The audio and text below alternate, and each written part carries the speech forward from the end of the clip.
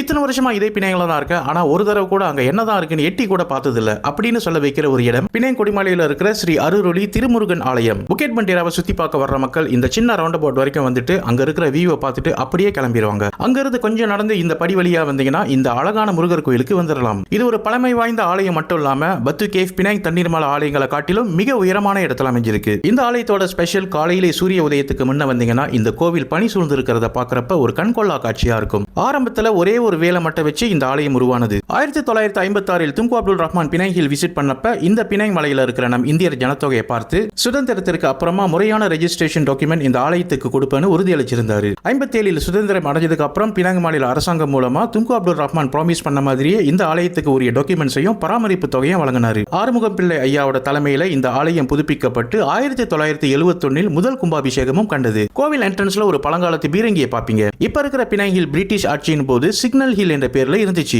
கடல் வழியா வர்ற எதிரி நாட்டு கப்பல்களை கண்காணிக்க பிரிட்டிஷ் அரசாங்கம் பினாங்கிலேயே மிகவும் உயரமான மலைப்பகுதியான இந்த இடத்தை சூஸ் பண்ணாங்க. வர்ற கப்பல் எதிராளியோட கப்பலா இல்ல வணிக கப்பலான்னு கம்யூனிகேட் பண்ணிக்கிறதுக்கும் வார்னிங் கொடுக்கறதுக்கும் இந்த மலை உச்சியில கொடியை ஏற்றி சிக்னல் கொடுப்பாங்க. எதிரிகளோட கப்பலுக்கு வார்னிங் ஷாட் கொடுக்கவும் தங்களை தற்காத்துக்கிறதுக்காகவும் இந்த பீரங்கி பயன்பட்டுச்சு. இந்த இடம் ஒரு லுக் அவுட் பாயிண்டா மாறுறதுக்கு முன்ன ஒரு அடர்ந்த வனப்பகுதியா இருந்துச்சு. இந்த காடுகளை அழிக்கத்தான் பிரிட்டிஷ் அரசாங்கம் தமிழ்நாட்டில இருந்து நம் இந்தியர்களை கொண்டு வந்தாங்க. தங்களுடைய பாதுகாப்புக்காக ஒரே ஒரு வேலை மட்டும் பூமியில நிக்க வச்சு இந்த இடத்துல ஒரு சின்ன கோவில் அமைச்சு வெளிப்பட்டு வந்தாங்க. இப்ப மலை உச்சியில இவ்வளவு அழகா முறையான பராமரிப்புல பிரம்மாண்டமா காட்சி அளிக்குது இந்த முருகர் கோவில்.